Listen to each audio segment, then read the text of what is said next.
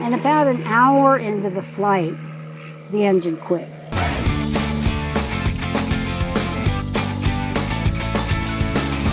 I was in New Hampshire in this airplane doing DC-3 checks, and this company transported baby chicks, which was really interesting. It was a Sunday morning, and I was coming back here, and I planned one stop somewhere in Pennsylvania.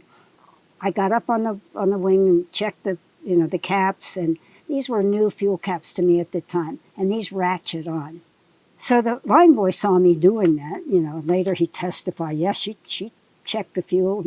But I obviously didn't have one of them. It probably cross-threaded, this one.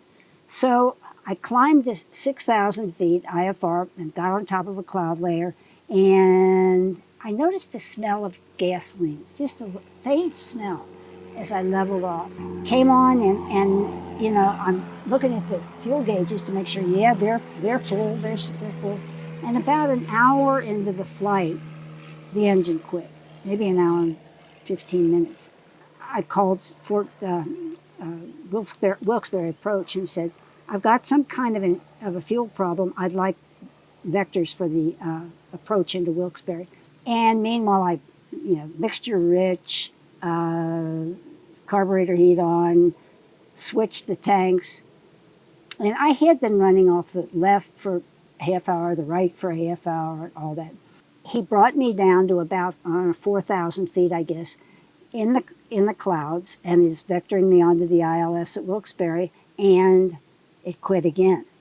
And I was out of ideas. There was nothing left to do.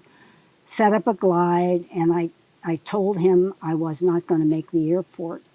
And I came out of the clouds at, I'm going to say maybe 1,500 feet above the ground. It's hard to tell.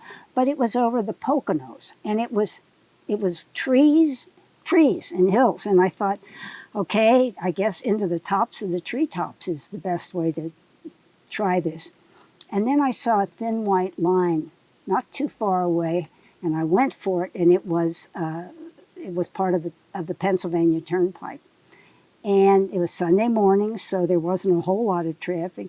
I was on base, I turned final. I came over a bunch of cars, and of course they saw me, I was faster than they were, and landed. It was a credible landing on the turnpike. Rolled off into the median, people are stopping, are you all right, all right? So, of course, the police came, and I climbed up on this wing and looked, and the fuel cap was hanging off. It wasn't secured on by a chain. And I thought, well, yeah, but why didn't the right tank work? So I went over and pulled the cap off of that one, and there's a vent line goes from one tank to the other through the top of this airplane. It had suctioned every bit of gasoline out of not only this one, but that tank. And the rubber of the tank was up in the neck. The suction was that great. The police came, and the first guy was a nice guy, and then he was going to call us corporal, and I thought, well, what can corporal? Corporal on the Pennsylvania Highway Patrol is a big deal. So with much talk and explanation of why it quit, and all I needed was 5, maybe 10 gallons of gas. No, you can't have a fuel truck on the turnpike. And the fire guys said, hey, we'll bring her some fuel. And I said, look, I can be out of your hair in 5 minutes if you'll let me, if you just stop the traffic.